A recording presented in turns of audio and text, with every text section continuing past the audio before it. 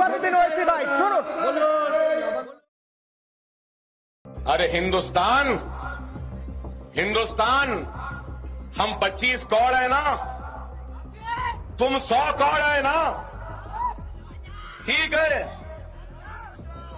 तुम तो हमारे से इतने ज्यादा है, 15 मिनट के लिए पुलिस को हटा लो, बता देंगे किसमें हिम्मत है, कौन सा हल है। আমি অনির্বাণ বাবুর কাছে যাব। অনির্বাণ বাবু, আকবরউদ্দিন ওয়াইসি বলছেন, আমি বাকিদের কাছে আবার আসবো, উত্তপ্ত ডিবেট হচ্ছে, আবার আসবো। তার আগে আমি প্রশ্ন করব, আমি এর আগে ব্রহ্মাস্ত্রতে প্রশ্ন করেছিলাম, যারা গাজওয়াতুল হিন্দের সমর্থক তারাই কি আজ বলবেন যে হিন্দু ঐক্য চাই না? কারণ কেন বলছি, কারণ আকবরউদ্দিন ওয়াইসির মতো লোক আজ বলছেন যে গোটা দেশের 15 মিনিটের জন্য যদি পুলিশ সরিয়ে দেওয়া হয়, আলো নিভিয়ে দেওয়া হয়, 100 কোটি ওরা হতে পারে, আমরা 25 কোটি বুঝে নেবো। এই আসাদুদ্দিন ওয়াইসি আসছেন বঙ্গে ভোটে অংশ নিতে। আপনারা কখনো দাঁড়িয়ে কোথাও, আমি বামপন্থীদের দেখিনি আকবরউদ্দিন ওয়াইসি কিংবা আসাদুদ্দিন ওয়াইসির বিরুদ্ধে বলেছেন যে এদেরকে সংসদীয় রাজনীতি থেকে বের করে দেওয়া উচিত, কারণ এরা হিন্দু নিধনের ডাক দিচ্ছে।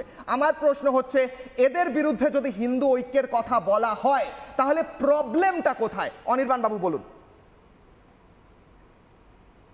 দেখুন, আজকের আলোচনায় দুটো দিক। একটা হচ্ছে ওই যে হিন্দুত্ব নিয়ে যে উগ্র হিন্দুত্ব জাহির করা হচ্ছে আজকে আরএসএস বিজেপির নেতৃত্বে, তার বিরুদ্ধে বক্তব্য রাখা, আর আরেকটা হচ্ছে মমতা বন্দ্যোপাধ্যায় যেটা বলেছেন সেটা।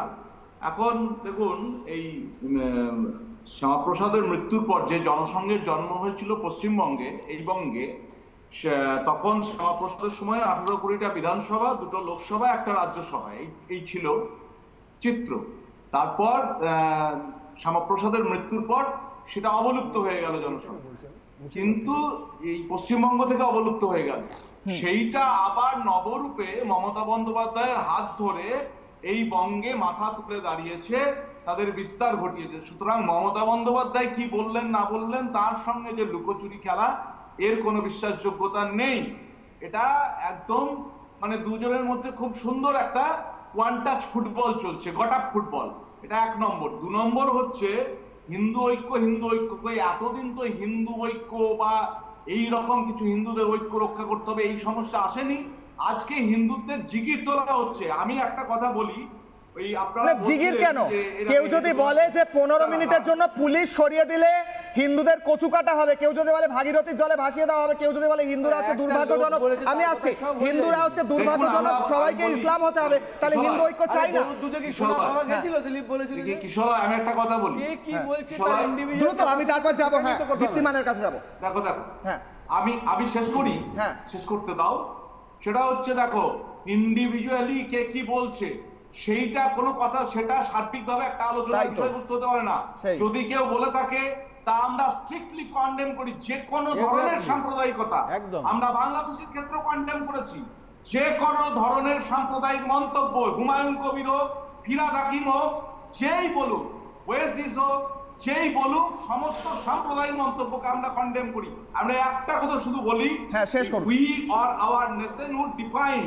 এই বইয়ে গোল ওয়ালকার যেটা বলেছিলেন যে কোনো বিদেশি জাতি দ্বারা এই ভূমি আক্রান্ত হবার আগে 8 বা 10,000 বছরেরও বেশি সময় ধরে হিন্দুরা এই ভূখণ্ডের অবিসংবাদিত এবং নিরবচ্ছিন্ন অধিকারী ছিল।